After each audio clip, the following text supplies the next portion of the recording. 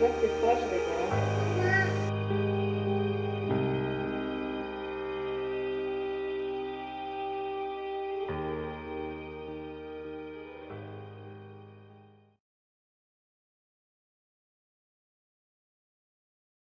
Il y a un an de ça, j'ai filmé quelques vlogs, j'avais filmé quelques trucs que j'ai jamais eu le courage de mettre sur internet parce que ça me gênait que les gens me voient dans je sais pas, dans une phase où j'étais comme, j'allais commencer les hormones, puis j'étais un peu gênée avec mon apparence. Fait que c'est des vidéos qui ont toujours resté dans mon ordinateur et que j'ai jamais partagé avec vous. Mais là, dans cette vidéo-là, en fait, aujourd'hui, je vais le partager avec vous et je vais vous montrer des petits moments très, très importants pour moi qui font partie de ma transition du début jusqu'à maintenant. Donc, mon 1 an d'hormonothérapie. J'ai eu comme des grosses discussions avec la madame pendant mon rendez-vous. L'étape consiste à aller prendre des prises de sang. Après ça, en fait, il va y avoir 2 rencontres avec des spécialistes. Ensuite, c'est les hormones. C'est aujourd'hui la journée des prises de sang. Ma petite feuille avec moi aujourd'hui. La prise de sang a vraiment très bien été.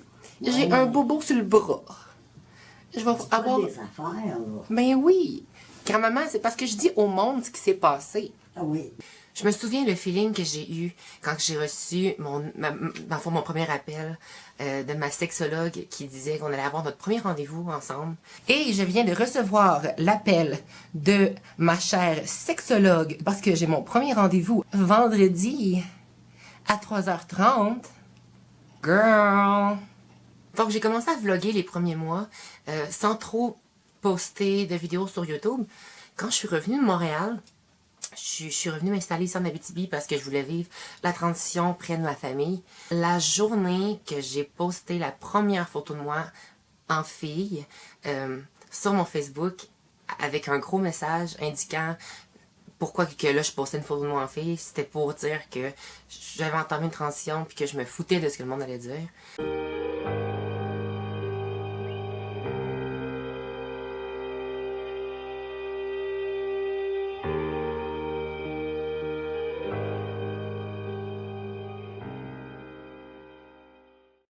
Vidéo vraiment spéciale aujourd'hui pour vous. J'ai fêté mes 21 ans hier. Mes parents sont arrivés avec un espèce d'énorme cadeau. C'est là que j'ai remarqué en fait qu'il y avait 2 enveloppes. À une fille qui est un vrai rayon de soleil, on souhaite une journée sans pareil. Je viens de recevoir ma première carte de fête, écrite à une fille de mes parents. Non, c'est vraiment comme... On voit qu'elle est vieille, sort cette carte-là, là, comme... C'est clairement un souvenir. Comme à ma grande surprise, il y avait comme un 25 cents et un 10 cents à l'intérieur. J'étais comme, what the fuck? Genre, qu'est-ce qui se passe? Et il y a un petit papier comme ça. Bonjour, avec, je pense, comme 3 fautes dans le mot bonjour. Bonjour, fais des dents. Je voudrais te dire que j'ai perdu une dent. Je voudrais avoir une Barbie fille. Merci, au revoir. Et en fait, c'est moi qui avais écrit ça à la fée des dents quand j'avais... Je sais plus quel âge, mais j'avais être jeune. Là. Moi, je guesse que j'avais peut-être genre 7 ans. Donc, j'ouvre mon paquet. And I finally received my first Barbie. J'ai reçu ma Barbie. La Barbie que je voulais quand j'avais 7 ans. Et tout ça, cette petite histoire-là, pour dire que à la fête de mes 21 ans, c'est la fête la plus différente que j'ai eue de toute ma vie. Quand j'habitais à Montréal, j'ai travaillé au club Unity, j'ai travaillé quand même dans le village gay à Montréal. Je travaillais aussi chez American Eagle sur Sainte-Catherine et c'est mon patron chez American Eagle qui m'a laissé la chance de pouvoir aller travailler en femme. J'étais comme un peu habillée en femme mais à temps partiel pour aller travailler. Avec la barbe puis avec tout ça, la peau venait irriter avec le maquillage. Fait que je prenais comme des pauses. Puis certaines journées j'allais travailler en fille puis d'autres journées j'allais travailler en garçon. C'est comme ça que ça a vraiment commencé, je dirais, mon test pour voir est-ce que c'est vraiment ça que je voulais. C'était plus vulgaire, la façon dont je m'habillais, c'était plus osé. Puis je pense que je voyais la femme d'une certaine façon. Allô!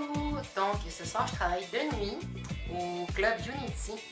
On est trash ou on l'est pas? Mais quoi dire des souliers? Hey girl! Like, add me on Snapchat. My name is like Lou, Lou49, like with a fucking tray. Sup, bitch?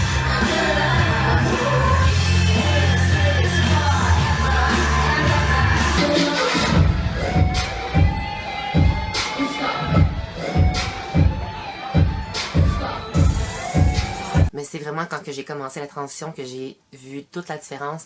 Que quand ça devient quotidien d'être une femme, tu veux pas paraître comme justement un objet sexuel ou comme une fille facile. C'est ça la différence entre le début de ma transition et maintenant. Les premiers mois d'hormonothérapie ont été quand même très difficiles.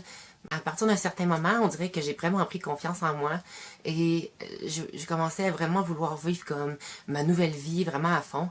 Et c'est quand j'ai eu mon premier copain que ça m'a vraiment montré que... On dirait que c'était vrai, là. C'était comme... Ça se passait. J'avais vraiment comme plu à un garçon. Puis j'ai beaucoup aussi appris dans cette petite relation-là qui m'a emmené énormément. Aujourd'hui, je suis pas toute seule dans ma vidéo. J'ai mon invité spécial. C'est Samuel. C'est mon copain. Fait que ça, je dirais que ça m'a quand même donné une poussée, un petit boost pour me dire comme, tu vois, genre, t'es capable d'avoir un copain, c'est ce que tu mérites, t'es bonne, t'es belle, continue comme ça. Cette année, Radio-Canada m'a invité à assister à la 4e édition de Quartier d'hiver. Je pense que je vais toucher de plus en plus de monde sur les réseaux sociaux. Je suis complètement heureuse que les médias m'aient donné une chance à la radio ou à la télévision, parce que moi j'ai étudié là-dedans et c'était mon rêve de petite fille, de petit garçon, de pouvoir un jour être à la télé, de faire de la radio, mais d'emmener quelque chose qui me ressemblait, d'emmener quelque chose de spécial, puis d'avoir un sujet, un contenu à apporter. J'ai un compte YouTube qui est quand même très actif. J'ai à mon actif en ce moment une 40aine, 50aine de vidéos.